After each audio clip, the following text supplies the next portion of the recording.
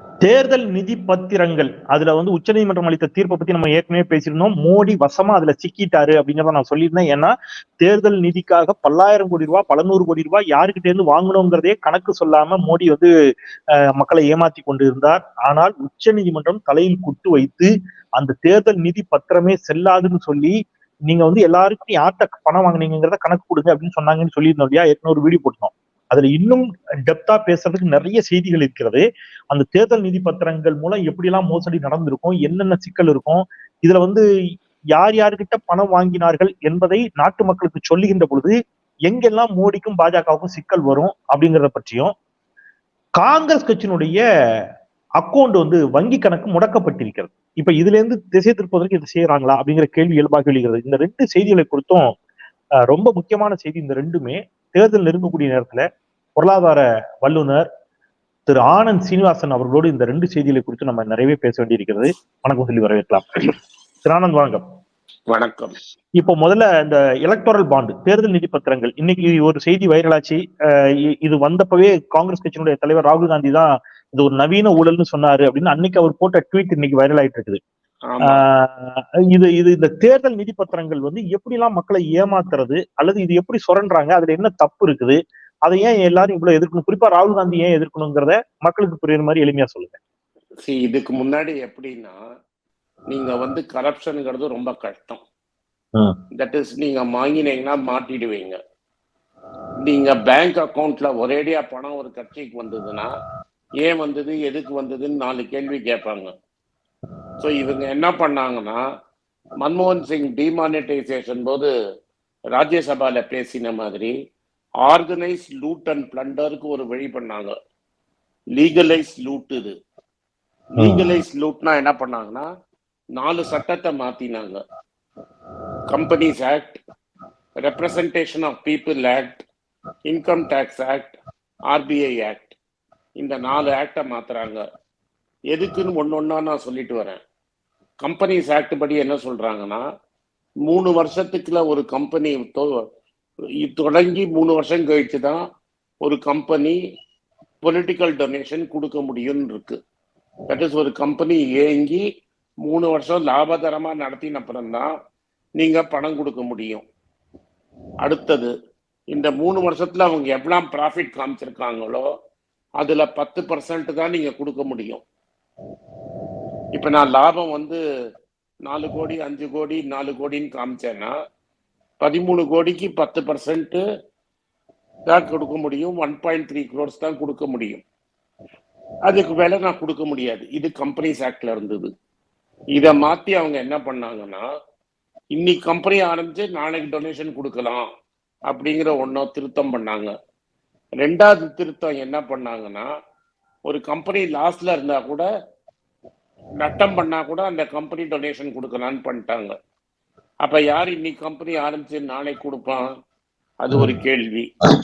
2வது கேள்வி, நான் நட்டத்துல இயங்கிட்டு இருக்கேன்னா நான் ஏன் அந்த எலக்டோரல் பாண்டை வாங்குவேன்? இது 2வது கேள்வி. இது கம்பெனிஸ் ஆக்டை மாத்தினது. இந்திய சட்டப்படி ரிசர்வ் பேங்க் மட்டும்தான் பாண்டு போட முடியும். வேற எந்த பேங்க்கும் இது மாதிரி பப்ளிக்கு பாண்டு போட முடியாது. பாண்டு போட்டு 3வது மனுஷனுக்கு தர முடியாது. ஸோ எஸ்பிஐ பாண்டு போட விட்டது, பாண்டு பர்மிஷன் கொடுத்தது ரிசர்வ் பேங்கோட பவரை பிடுங்கி எஸ்பிஐ கொடுத்தாரு. அதுக்கு உர்ஜித் பட்டேல் வந்து இது தப்பு, இதை நீங்க பண்ணக்கூடாதுன்னு எழுதினாங்க. அதை தூக்கி குப்பையில போட்டுட்டு அமெண்ட் பண்ணாங்க. இது 2வது. 3வது, இன்கம் டேக்ஸ் ஆக்ட்ல வந்து என்ன பண்ணாங்கன்னா யாருமே வந்து இதுல இன்கம் டேக்ஸ்லயும் கணக்கு காட்ட வேண்டாம், கம்பெனியும் கணக்கு காட்ட வேண்டாம், கட்சியும் எங்கேருந்து வந்ததுன்னு சொல்ல வேண்டாம், எவ்வளவு வந்ததுன்னு சொன்னா போறோம்னு குறைச்சிட்டாங்க. 3, ரெப்ரசன்டேஷன் ஆஃப் பீப்புள் ஆக்ட்ல 20,000 ரூபாய்க்கு மேல நீங்க பணம் வாங்கினீங்கன்னா செக் மூலமா வாங்கணும்.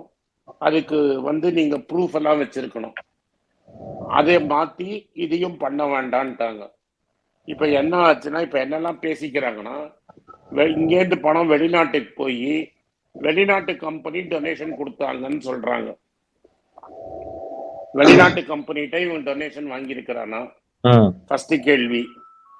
ஷெல் கம்பெனிஸை ஒழிக்கிறேன்னு சொன்னவர் நேத்து கம்பெனி ஆரம்பிச்சு இன்னைக்கு கம்பெனி கொடுத்திருந்தா அது ஷெல் கம்பெனில டொனேஷன் வாங்கியிருக்காரா? இது ரெண்டாவது. மூணாவது, ஒரு நஷ்டத்துல இயங்குற கம்பெனி உங்களுக்கு எதுக்கு டொனேஷன் கொடுக்கணும்? இப்போ 10 லட்சம் கோடி தள்ளுபடி ஆயிருக்கு பேங்க்ல, பப்ளிக் செக்டர் பேங்க்ல 10 லட்சம் கோடிக்கு மேல கடன் தள்ளுபடி ஆயிருக்கு. இந்த கடன் தள்ளுபடியான மோஸ்ட் ஆஃப் தி பேருங்க பெரிய கார்பரேட் முதலாளிகளுக்கு தான் நீங்க கடன் தள்ளுபடி பண்ணியிருக்கீங்க. இப்ப நீங்க கடன் தள்ளுபடி பண்ணவரும் உங்களுக்கு டொனேஷன் கொடுத்துருக்காரான்னு நம்ம பார்க்கணும். ரெண்டாவது, நீங்க எல்லாருக்கும் சிபிஐ, இடி, இன்கம் டேக்ஸ் நோட்டீஸ் அனுப்பிச்சிருக்கீங்க. இந்த சிபிஐ, இடி, இன்கம் டேக்ஸ் நோட்டீஸ் வாங்கினவன் தான் இந்த பணம் டொனேஷன் வாங்கி இந்த எலக்டோரல் பாண்ட் வாங்கிட்டு நீங்க கேஸை செட்டில் பண்ணியிருக்கீங்களான்னு பார்க்கணும். மூணாவது, 2019 கார்பரேட் டாக்ஸை 40% 25% ஆக்கினீங்க. அந்த ஒரு வருஷம் மட்டும் எலெக்ஷன் இல்லாத வருஷம். எலெக்ஷன் இல்லாத வருஷத்துல ரொம்ப அதிகமா 2500 கோடி பிஜேபிக்கு எலக்டோரல் பாண்டு வந்திருக்கு. அந்த 2500 கோடி யாரு கொடுத்தாங்க? அடுத்தது, இது சீஃப் ஜஸ்டிஸே சொல்லியிருக்காரு, இந்த மாதிரி நீங்க சட்டத்தை மாத்திட்டனால குவிட் ப்ரோ குவோ அப்படிங்கிற வார்த்தையை யூஸ் பண்றாரு. நீங்க கொடுத்ததுக்கு ஏதாவது பிரதிபலம் பண்ணிருக்கீங்களா? ஸ்டேட் கவர்மெண்ட்டும் சரி, சென்ட்ரல் கவர்மெண்ட்டும் சரி, நீங்க ஏதாவது பதில் போட்டிருக்க, ஏதாவது பதில் உதவி செஞ்சிருக்கீங்களா அப்படின்னு பார்க்கணுங்கிறாரு. ஸோ இந்த விதத்துல தான், ஒன்று கடன் தள்ளுபடி, ரெண்டாவது இடி, இன்கம் டேக்ஸ், சிபிஐ நோட்டீஸ், மூணாவது நீங்க ஏதாவது ஃபேவர் பண்ணியிருக்கீங்களா, நாலாவது நீங்க இன்கம் டேக்ஸ் பர்சன்ட் குறைச்சிங்கல்ல, 40% 25% ஆக்கினும் போது யாரெல்லாம் உங்களுக்கு பணம் கொடுத்துருக்காங்க? வெளிநாட்டுல இருந்து உங்களுக்கு யார் பணம் கொடுத்துருக்காங்க? இந்த டீட்டெயில்ஸ் எல்லாம் உங்களுக்கு தெரியணும். ஒன்ஸ் இது தெரிஞ்சிருச்சுன்னா யார் பேர்ல கடன் கொடுத்துருக்கீங்க, அவங்களுக்கு யாருக்கு நீங்க ஃபேவர் பண்ணிருக்கீங்கன்னு ஈஸியா வெரிஃபை பண்ணிடலாம். அப்போ எந்த டிசிஷன் எல்லாம் நீங்க எலக்டோரல் பாண்ட் இன்ஃப்ளூயன்ஸ்ல எடுத்திருக்கீங்க, இது ஸ்டேட் கவர்மெண்ட் எல்லாருக்கும் சரி, சென்ட்ரல் கவர்மெண்ட்டும் சரி, எப்படி கொடுத்துருக்கீங்க, என்ன நடந்திருக்குன்னு தெளிவா தெரியும். ஒரு 11,000 கோடியில 6,500 கோடி ஒரு பெரிய கட்சிக்கே போயிருக்கு. அந்த 6,500 கோடினாலதான் இன்னைக்கு உங்க பேங்க் பேலன்ஸ் 7,000 கோடியில இருக்கு. அதுக்கு பிரதான எதிர்கட்சியான காங்கிரஸ் வெறும் 700 கோடி தான் இருக்கு. ஒரு ஆள்கிட்ட 7,000 கோடி காசு இருக்கு, இன்னொரு ஆள்கிட்ட இருக்கு. இது ரெண்டும் எப்படி ஒரு டெமோக்ரஸியில லெவல் பிளேயிங் ஃபீல்ட் ஆகும்? அடுத்தது, நீங்க பல ஸ்டேட் கவர்மெண்ட்ஸை கவுத்திருக்கீங்க, பல பேர் கட்சி மாறி இருக்கான், பல எம்எல்ஏ, எம்பி எல்லாரும் மாறி இருக்காங்க. குதிரை பேரத்துக்கும் நீங்க எலக்டோரல் பாண்டுக்கும் ஏதாவது சம்பந்தம் இருக்கா அப்படிங்கிறத நீங்க டேட்டா லிஸ்ட் போட்டப்பறம் தான் தெரியும். அதனால என்ன மாதிரி ஆட்களுக்கு என்ன அச்சம்னா, இப்ப எஸ்பிஐ கோர்ட்டை சொல்லும், எங்களால கணக்கெடுக்க முடியல, எங்களுக்கு டைம் வேணும், நாங்க மார்ச் 13ஆம் தேதியிலக்குள்ள கொடுக்க முடியாது, எங்களுக்கு 3 மாசம் டைம் வேணும்னு. ஆனா இந்த பாண்டு வெறும் எஸ்பிஐ கொடுத்துருக்கு, யார்கிட்ட வாங்கியிருக்கோம் லிஸ்ட் இருக்கும், ஒரு கம்ப்யூட்டரை தட்டினா ஒரு நாள்ல வரும். இது மாதிரி ஒரு அட்டெம்ப்ட் போடுவாங்க. ரெண்டாவது, கவர்மெண்ட் இதான் உச்சி நீதம், இதுக்கு மேல லாவே கிடையாது, 5 பெஞ்ச் கான்ஸ்டிடியூஷனல் ஜட்ஜ் இதுக்கு மேல பவர்ஸே கிடையாது. இதுல ஒரு ரெவ்யூ பெட்டிஷன் போட்டு ஒரு 3 மாசம் டைம் எடுக்க பார்ப்பாங்கன்னு நான் நினைக்கிறேன். ஏன்னா எலெக்ஷனுக்கு முன்னாடி இந்த டீட்டெயில்ஸ் வந்ததுன்னா பாஜகவுக்கு பதில் சொல்றதே கஷ்டம். நேத்தே நீங்க பாத்தீங்கன்னா செந்தில், எந்த டிவி டிபேட்லயும், நேஷனல் டிவி டிபேட்ல பிஜேபியில இருந்து ஒருத்தர் கூட வரல. ரவிசங்கர் பிரசாத் மட்டும் என்ன சொன்னார்னா, நாங்க ஜட்மெண்ட்டை படிச்சுட்டு இருக்கிறோம், நாங்க ஜட்மெண்ட்டை படிச்சுட்டு உங்களுக்கு பதில் சொல்றோம்னு சொன்னாங்க. ஏதாவது ஒரு விஷயத்துல இது மாதிரி பிஜேபி வாயை மூடிக்கிட்டு பதில் பேசாம இருந்து பார்த்துருக்கீங்களான்னு. இன்னொன்னு, இந்த ஜட்மெண்ட் இந்த 4 ஆக்ட மட்டும் இல்லாம 19/1 article 19(1) of the Indian constitution படி மக்களுக்கு இன்ஃபர்மேஷன் கேட்கறதுக்கு ரைட் இருக்கு அப்படின்னு சுப்ரீம் கோர்ட் சொல்லிடுச்சு. அதாவது என்ன சொல்லுதுன்னா, ஒரு குடிமகன் கட்சியிலேயே இருக்கலாம், ஏதாவது ஒரு கட்சியில இருக்கலாம், இல்ல கட்சியிலேயே இல்லாம இருக்கலாம். ஆனா எல்லா கட்சியும் எங்கேருந்து காசு வாங்கினாங்க, எவ்வளவு காசு வாங்கினாங்கன்னு எல்லா சிட்டிசன் ஆஃப் இந்தியாவுக்கும் தெரியணும். ஒரு சிட்டிசனுக்கு தெரியாம ஒரு அரசியல் கட்சி பணம் வாங்க முடியாது அப்படிங்கிற தீர்ப்பும் சொல்லிட்டாங்க. இந்த கோர்ட் என்ன சொல்லி, இந்த சுப்ரீம் கோர்ட்ல என்ன ஆர்கியூமெண்ட் வச்சாங்கன்னா, கோர்ட்டுக்கே தெரிய வேண்டாம் நாங்க எங்கேருந்து காசு வாங்கினோம், இது கோர்ட்டோட வேலையே அல்ல அப்படின்னும், சிட்டிசனுக்கு தெரிய வேண்டாம், சிட்டிசன் தெரிஞ்சுட்டு என்ன பண்ண போறான் அப்படிங்கிற கேள்விக்கும் இது வாதம் தான் முன் வச்சாங்க. இந்த 2 வாதமே basic structure of the Indian கான்ஸ்டிடியூஷனுக்கு அகேன்ஸ்ட். இத நீங்க அப்படி சொல்லிதான் இதை தள்ளுபடி செஞ்சிருக்காங்க. இந்த கேஸ போட்டது 3 பேரு. ஜெயந்தா டாக்கூர்னு காங்கிரஸ் கட்சியை சேர்ந்தவர் தான் இந்த கேஸே போட்டிருக்காரு. அவரோட Communist Party of India, Marxist and Association for Democratic Reforms, இந்த 3 பேரும் கேஸ் போட்டு 6 வருஷமா கேஸை கேட்டு இந்த 5 பெஞ்ச் நவம்பர் மாசத்திலே இந்த ஹியரிங்ல முடிஞ்சிருச்சு. இன்னைக்கு நேற்று தான் தீர்ப்பு சொன்னாங்க. அதனால நீங்க என்னென்ன அன்னைக்கு யார்கிட்ட காசு வாங்கியிருக்கீங்க, அவங்களுக்கு நீங்க என்ன செஞ்சிருக்கீங்கிறது வண்டவாளம் தண்டவாளம் ஏற போறது. ஓகே, இப்போ நீங்க சொன்னதுல முக்கியமா ஒண்ணு சொன்னீங்க. நிறுவனம் ஒரு நிறுவனம் இப்போ ஒரு 10 கோடியோ 100 கோடியோ ஒரு நிறுவனம் அவங்களுக்கு டொனேட் பண்ணிருக்காங்கன்னா, அந்த நிறுவனம் கொடுத்த 100 கோடி எங்கிருந்து வந்தது அந்த நிறுவனத்துக்கு, அந்த நிறுவனத்துக்கான சோர்ஸ் ஆஃப் இன்கமையும் சொல்ல வேண்டாங்கிறாங்களா? இந்த நிறுவனம் நேற்று ஆரம்பிச்சா இன்னைக்கு எப்படி பணம் வரும்? எஸ், ஒரு நஷ்டப்பட்ட ஒரு கம்பெனி நஷ்டத்துல ஓடிட்டு இருக்குன்னா அவங்கள்ட்ட எப்படி பணம் வரும்? டொனேஷன் கொடுக்கறது ஒரு நஷ்டத்துல ஓடுற கம்பெனி. அப்போ ஒரு பிளாக் மணி ஒயிட்டா மாத்துறதுக்கு சும்மா ஒரு நிறுவனம் மாதிரி ஒண்ணு ஆரம்பிச்சு அதுல இருந்து நிதி வாங்குற மாதிரி வாங்கிக்கிட்டு அது நட்டத்துல ஓடுறதா கணக்காட்டி இந்த நிறுவனத்தை முடியறது. அதேதான், அதெல்லாம் இப்ப வெள்ளவானம் வெளியில வரும். தண்டவாளம் வெள்ளம். இப்ப இவங்க ஊழல் செய்து சேர்த்த பல லட்சம் கோடி பணத்தை வெளிநாட்டுல ஏதோ ஒரு நிறுவனத்துக்கு கொடுத்துட்டு நிறுவனம் மூலமா எனக்கு ஃபண்ட் கொடுக்குற மாதிரி கொடு அப்படிங்கிறது. இப்ப இதுல வெளிநாட்டு நிறுவனங்களும் நிதி கொடுக்கலாம் இல்லையா? இதுல எலக்டோரல் ஃபண்ட்ல அப்படிதான் மாத்தி இருக்காங்க. அதுதான் மாத்திருக்காங்க. அதுல சீன நிறுவனங்கள் கூட நிதி கொடுத்ததா ஒரு சர்ச்சை வந்துச்சு. சீன நிறுவனம் தான் பிஎம் கேர்ஸ் கொடுத்தாங்களே. உங்க ஐபிஎல்லே சீனா செல்போன் காரன் தானே ஸ்பான்சர் பண்ணான். இன்னைக்கு பேடிஎம் இப்ப முழிச்சுக்கிட்டாங்களே, பிரதமர் அட்வர்டைஸ் பண்ண பேடிஎம்ல கூட சீனாக்காரன் தானே காசு போட்டான். அதாவது இந்த நாக்கு எப்படி வேணா பெறணும், நாக்குல எலும்பு இல்ல, எப்படி வேணா பெறணும்.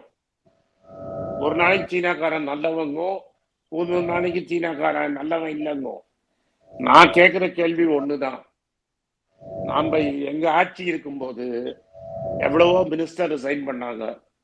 ஒரு கோர்ட்ல ஜட்ஜ்மெண்ட் வந்தோடனே சோனியா காந்தியே ரிசைன் பண்ணிட்டாங்க. மறுபேச்சே கிடையாது, அடுத்த நாளே ரிசைன் பண்ணிட்டாங்க. இப்போ 5 பெரிய ஜட்ஜு சுப்ரீம் கோர்ட்ல நீங்க தவறு, நீங்க தப்பு, நீங்க பண்ணது அன்கான்ஸ்டிடியூஷனல் சொன்னபோது நிர்மலா சீதாராமனோட குருவா இருந்த அருண் ஜேட்லி காலத்துல நடந்தது இது. இந்த சட்டம் திருத்தினது எல்லாமே பைனான்ஸ் மினிஸ்ட்ரியில. ஏன் நிர்மலா சீதாராமன் ராஜினாமா செய்யக்கூடாது? ஓகே, ஏன்னா நீங்க பண்ணது தவறுன்னு கோர்ட்டே சொல்லிடுச்சு. இத்தனை நாள் நீங்க டிஃபெண்ட் பண்ணது தப்புன்னு சொல்லிடுச்சு. அப்போ ரொம்ப நியாயம் தர்மம் பேசினாங்கல்ல. இப்ப தமிழ்நாட்டுக்கு புரியுமா? கனிமொழியும் மேடமும் ரிசைன் பண்ணாங்க, ஜெயிலுக்கு போனாங்க, ராஜாவும் ஜெயிலுக்கு போனாரு. அது மாதிரி ஏன் நிர்மலா சீதாராமன் ரிசைன் பண்ணக்கூடாது? ஓகே, ஏன்னா ஜட்மெண்ட் வந்துருச்சு இல்ல. ஜட்மெண்ட் வந்துருச்சு. எஸ், ஆமா ஆமா. ராஜாக்கு ஜட்மெண்ட் வரல, நிரபராதின்னு தான் வந்தது. ஆமா ஆமா ஜட்மெண்ட் நிர்வாகம் வச்சு பட் அவரை வந்து சிறையில் அடைத்தார்கள். ஆனா இப்போ அது இதுல வந்து இல்ல இன்னொரு அவர் ரிசைன் பண்ணாரு. பவன் ஆமா பான்சால் ரிசைன் பண்ணாரு. ரிசைன். எஸ் ரிசைன் பண்ணாரு நான் ஏன் சிறையில். கேக்குறேன், அப்ப நீங்க பண்ணது தப்புன்னு கோர்ட்டே சொன்ன அப்புறம் நீங்க ஏன் தார்மீக பொறுப்பு எடுத்துக்க மாட்டேங்கிறீங்க? ஆனா ஊடக விவாதங்கள்ல பேசுபவங்க ஒரு வாதத்தை வைக்கிறாங்க, காங்கிரஸ் தான் வாங்கி இருக்குது, காங்கிரஸ் தான் எதிர்த்துச்சா அப்படிங்கிற மாதிரி எல்லாம் வாதத்தை வைக்கிறாங்க. அதுக்கு நான் பதில் சொல்றேன், என்கிட்ட வைக்க சொல்லுங்க. காங்கிரஸ் வாங்கிட்டு திமுக வாங்கிட்டு எல்லாரும் சார் நீங்க ரூல்ஸ் ஆஃப் தி கேமே நீங்க தான் பிக்ஸ் பண்ணீங்க, ரூல்ஸை நீங்க மாத்திட்டீங்க. அப்ப நாங்க ஆட்டத்துக்கு வர முடியாதுன்னு சொல்லிட்டு போக முடியுமா? இப்ப நீங்க ரூல்ஸை மாத்திட்டீங்க. அப்ப நான் இப்படிதான் வாயாடி ஆனும் ரூல், இதுக்கு மேல நான் ரூலை மாத்த முடியாது. ரூலை மாத்தினது நீ, ஆட்டத்தை மாத்தினது நீ. நான் ஆட்டம் ஆடலன்னா என்ன சொல்லுவீங்க? பயந்து ஓடி போயிட்டாரு, திமுக ஓடி போயிடுச்சு, காங்கிரஸ் ஓடி போயிடுச்சு, திரிணாமுல் பார்ட்டி ஓடிடுச்சு, பிஜு ஜனதா தள் ஓடி போயிடுச்சு அப்படின்னு சொல்லுவீங்க. நான் என்ன கேக்குறேன்னா வேற வழி கிடையாது. நீங்க வந்து ரூலை மாத்திட்டீங்க, கேமோட ரூலை மாத்திட்டீங்க. நாங்க அம்பையர்ட்ட நாங்க தான் அப்பீல் பண்ணி இருக்கிறோம், நீங்க அப்பீல் பண்ணல. ஜெயந்தா தாக்கூர் காங்கிரஸ்காரன் அப்பீல் போயிருக்கான். அம்பையர் டிசிஷன் சொல்ற வரைக்கும் நம்ம நீங்க போட்ட ரூல்ஸோட தான் கேம் ஆடணும். அம்பையர் காங்கிரஸ் பார்ட்டி இல்ல, அம்பையர் சுப்ரீம் கோர்ட். அப்ப சுப்ரீம் கோர்ட் ஏன் இவ்வளவு நேரம் எடுத்தது? நீங்க போய் சுப்ரீம் கோர்ட்டை கேளுங்க. சரி, இப்போ இந்த இடத்துல ஒருவேளை காங்கிரஸ் ஆளுங்கட்சியாக இருந்து பாஜக எதிர்கட்சியாக இருந்தா இப்ப இந்த பிரச்சனையா இருக்கட்டும், எலக்டோரல் பாண்டா இருக்கட்டும், விவசாயிகளுடைய எவ்வளவு பெரிய போராட்டமாக இருக்கட்டும், இதெல்லாம் இன்னைக்கு இந்தியால பெரிய அளவுல பிரச்சனையா மாத்திருப்பாங்க பாஜக. ஆனா காங்கிரஸ் அப்படி மாத்தல அப்படிங்கிற கோபம் மக்கள்கிட்ட இருக்குல்ல. அதுக்குதான் பதில் நேத்து எல்லா பெரிய வக்கீலும் சொன்னாங்க. இது வந்து ஒரு சைக்கிள் மாதிரி. கபில் சிபல் எக்ஸ்பிளைன் பண்ணாரு. சார் அன்னைக்கு காங்கிரஸ் கட்சி இருக்கும்போது மீடியா இண்டிபெண்டன்ட், என்டிடிவிக்கு பிரணாய் ராய் தான் ஓனர். இன்னைக்கு எல்லா டிவியும் நீங்க வந்து எல்லா டிவிக்கும் மோடி தான் ஓனர். இன்னைக்கு கார்ப்பரேட் தானே ஓனர். சார் டிவி 18ஓட ஓனர் நம்ம அம்பானி, என்டிடிவியோட ஓனர் அதானி, இந்தியா டுடேல பெரிய ஷேர் ஹோல்டர் பிர்லா. யார் பேசுவாங்க? எல்லாரும் எலக்டோரல் பாண்ட் வாங்கியிருப்பான். நீங்க வரும் பாருங்க, எல்லா மீடியாவுமே கார்ப்பரேட் கைக்கூலியா அனுப்புறமா? யார் உண்மையா பேசுவாங்க? இல்ல மீடியா பேசுறதுனால எதிர்கட்சியாக காங்கிரஸ் தன்னுடைய வலிமையான போராட்டங்கள் முன்னெடுக்கும். எது மூலமா பேச முடியும்? பேசு, மீடியால பேசணும், மக்கள் களத்துக்கு வரலாம், ரோட்டுக்கு வரலாம், பெரும் போராட்டங்கள் நடத்தலாம். சார் ஒரு மனுஷன் உண்டு என்ன சார் பண்ணுவான்? கன்னியாகுமரியில இருந்து காஷ்மீர் வரைக்கும் நடந்தான்ல. இன்னைக்கு வந்து மணிப்பூர்ல இருந்து பாம்பே வரைக்கும் போயிட்டு இருக்கான்ல ஒருத்தன். அதுக்கு மேல என்ன பண்ண முடியும்? நாங்க யூடியூப்ல போட்டிருக்காரு, அத பேஸ்புக்ல போட்டிருக்காரு, ட்விட்டர்ல போறாரு, ஊரா போய் மக்களை சந்திக்கிறாரு. இதுக்கு மேல என்ன பண்ண முடியும்? இதெல்லாம் பிஜேபி காரங்க சொல்றது. கன்னியாகுமரியில உங்களுக்கு தெரியும், நான் நடந்தது நீங்களே பாத்தீங்க. கன்னியாகுமரியில இருந்து காஷ்மீர் வரைக்கும் நடப்பயணத்துல டெய்லி பேசினார் அவரு. அதே மாதிரி மணிப்பூர்ல இன்னும் மோடி மணிப்பூருக்கே போல, பிரதமர் மோடி மணிப்பூர் பக்கமே போல. ஆனா மணிப்பூர்ல ஆரம்பிச்சு ஒழுங்கா பெங்கால் போய் பீகார், மத்த அசாம், மேகாலயாலாம் போய் அவர் மேல கேஸ் போட்டா கூட தைரியமா போய் இன்னைக்கு ஜார்க்கண்ட்ல இருக்காரு. ஜார்க்கண்ட் பீகாருக்கு போயிட்டு அங்க திரும்பி ஊரா தானே போறாரு. இதுக்கு மேல என்ன பண்ண முடியும்? நாங்க யூடியூப் சேனல்ல போட்டிருக்கோம், பேஸ்புக் வச்சிருக்கோம், ட்விட்டர் வச்சிருக்கோம், ரோடா நிக்கிறோம். இன்னும் என்ன பண்ண முடியும்? மக்களுக்கு இன்னும் நாங்க என்ன போராட்டம் பண்ண முடியும்? நீங்க எங்க வந்து பஞ்சாப்ல எங்க ஆப்போசிஷன் பார்ட்டி வந்து ஃபார்மரோட நிக்கிறாங்க. ஒரு ஃபார்மரை கண்ணில் துப்பையாக்கியால கண்ணில் சுட்டு இருக்காங்க. அவரை ராகுல் காந்தி ஆறுதல் சொல்றாரு. இன்னும் என்ன சார் பண்ண முடியும்? சட்டம் என்ன சொல்லுது? முதல்ல சட்டம் என்ன சொல்லுது? முதல்ல நீங்க வார்னிங் கொடுக்கணும், ரெண்டாவது டியர் கேஸ் செல் போடணும். ட்ரோன்ல இருந்து டியர் கேஸ் செல் போடுன்னு சொல்லிச்சா சட்டம்? சரி, அதே தப்பு. இது ரெண்டையும் பண்ணிட்டீங்கன்னா காத்துல சுடணும் 3 வாட்டி. காத்துல சுட்ட அப்புறம் நீங்க முட்டிக்கடியில தான் சுடணும்னு சட்டம் இருக்கு. நீங்க என்ன பண்றீங்க? வார்னிங் ஷாட்டே அடிக்காம நேரா அவன் கண்ணில் சுட்டிருக்கீங்க. காங்கிரஸோட யூடியூப்ல இருக்கு, ராகுல் காந்தியோட யூடியூப்ல இருக்கு, நீங்க போய் பாருங்க. எஸ் எஸ் அது குறித்து இன்னைக்கு காலையில நான் தமிழ் கேள்வியை பேசியிருந்தேன். இப்ப இதை தாண்டி காங்கிரஸ் கட்சியினுடைய அக்கௌண்ட்ஸும் கூட அவங்க வங்கி கணக்கு முடக்கப்பட்டிருக்கிறது. என்ன காரணம், என்ன ரீசன்?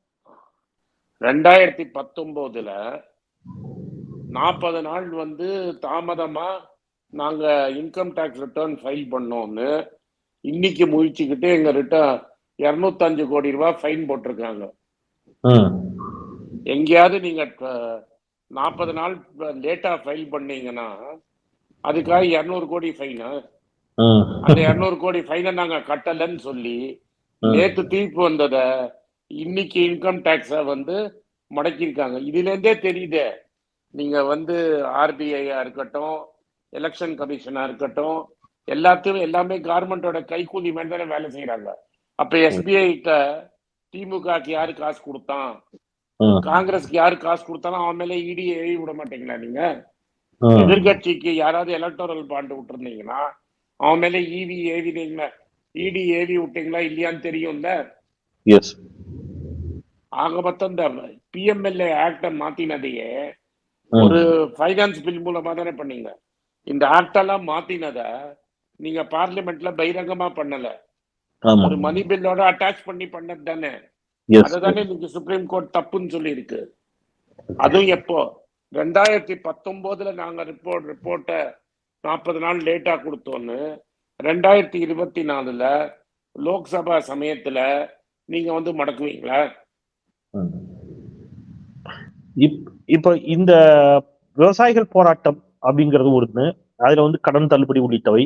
கடன் தள்ளுபடி செய்யப்பட்டு விட்டால் அது இந்தியாவுடைய நிதிநிலையில பெரிய சிக்கலை ஏற்படுத்தும் அப்படிங்கிற ஒரு கருத்தெல்லாம் வைக்கிறாங்க. விவசாயிகளுடைய கடனை தள்ளுபடி செய்ய சொன்னா ஒவ்வொரு வாட்டியும் விவசாயிகள் கடன் தள்ளுபடி கேட்பாங்க அப்படிங்கிற மாதிரியான கருத்துக்களை வைக்கிறாங்க. கேக்குறேன், நீங்க திரும்பி திரும்பி கார்பரேட்டுக்கு தள்ளுபடி செஞ்சீங்களே, அது அப்ப பொருளாதாரம் அடிப்படையிலையா இல்ல பேங்க்கு கட்டம் வரலையா? கார்பரேட்டுக்கு ஒரு ரூலு, ஃபார்மருக்கு ஒரு ரூலா? மன்மோகன் சிங் ஒரு வாட்டி தள்ளுபடி பண்ணாரு.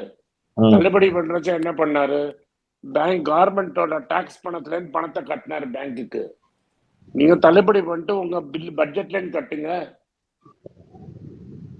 ஓகே, இப்ப இது ஒருவேளை நீங்க சொன்ன மாதிரி எந்த நீட்டிப்பும் கிடைக்காம எலக்டோரல் பாண்ட் குறித்த விவரங்களை மார்ச் மாதம் நீதிமன்றம் உத்தரவிட்ட தேதியில அவங்க சமர்ப்பித்தால் அது என்ன மாதிரியான சிக்கலை ஏற்படுத்தும் அப்படிங்கிறத சொன்னீங்க. நீதிமன்றம் இன்னொரு திருப்பியும் கொடுத்திருக்காங்க, அந்த பணத்தையும் திருப்பி கொடுக்கணும்னு சொல்லியிருக்காங்க. ஃபுல் பணத்தை திருப்பி கொடுக்க வேண்டாம்னு சொல்லி இந்த 15 நாள்ல வாங்கின பாண்டை திருப்பி கொடுங்கன்னு சொல்லி பாண்டை திருப்பி கொடுங்க. ஆமா ஆமா. சோ இப்ப ஃபுல் பணத்தையுமே திருப்பி கொடுக்கக்கூடிய ஒரு சூழல் அது தேவையா இருக்குமா? ஒன்று, அது அப்படியே அந்த மாதிரியான ஒரு வாதங்கள் வைக்கப்படணுமா? இந்த 15 நாள்ல வாங்கிய பணத்தை திருப்பி கொடுக்கணுங்கிறது ஒன்று. இந்த தீர்ப்பு இந்த லிஸ்ட் வந்த பிறகு ஒருவேளை மார்ச் 1ஆம் தேதி பாஜக அதானியிடம் இவ்வளவு நிதி வாங்கி இருக்குது அப்படின்னா மார்ச் 10ஆம் தேதி அதானிக்கு ஏதாவது செஞ்சிருந்தாங்கன்னா அது வெளிக்கொண்டு வரப்படும் இல்லையா? அதுல தெரிஞ்சிடும், உடனே தெரிஞ்சிடும்.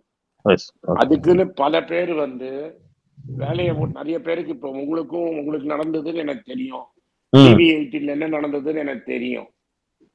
அதே மாதிரி வட இந்தியால பல பேருக்கு வேலை போயிருக்கு. ஏன்னா இதெல்லாம் ரிசர்ச் பண்ணாங்க, அவெல்லாம் ரெடியா இருக்காங்க. டீட்டெயில் 24 மணி நேரத்துல யார் யாரு கொடுத்தாங்க, அவன் என்னெல்லாம் பண்ணான்னு ஒழுங்கா வெளில வந்துடும். அதனால்தான் வராம தடுப்பாங்கன்னு நான் சொல்றேன். Okay okay. சோ இது ஒரு பெரிய ஸ்கேம் அப்படினே சொல்லலாம். ஒரு ஆர்கனைஸ்டா லீகலைஸ்டா நடந்த organised loot and plunder. Yes, organised legalised plunder. Loot and plunder. Yes, ஆமா ஆமா. Yes, organised loot legalised plunder அப்படின்னு சொன்னாரு. சோ எஸ், அதையே நாமும் திருப்பி சொல்ல வேண்டியிருக்குது. மக்கள்கிட்ட இந்த உண்மைகளை முன்வைத்திருக்கிறோம்.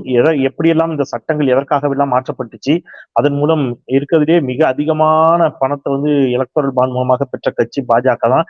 நியர்லி 6000 கோடிக்கும் அதிகமாக பணம் பாஜக பெற்றிருக்கிறது. அதற்கு என்னென்ன ஆதாயங்களை கொடுத்தார்கள் என்பதையெல்லாம் அநேகமா மார்ச் மாதத்திற்குள் இவர்கள் வேறு ஏதேனும் பித்தலாட்டங்களை செய்யாமல் இருந்தால், பாஜக பித்தலாட்டங்களை செய்யாமல் இருந்தால் நாட்டு மக்களுக்கு அது தெரிய வரும்.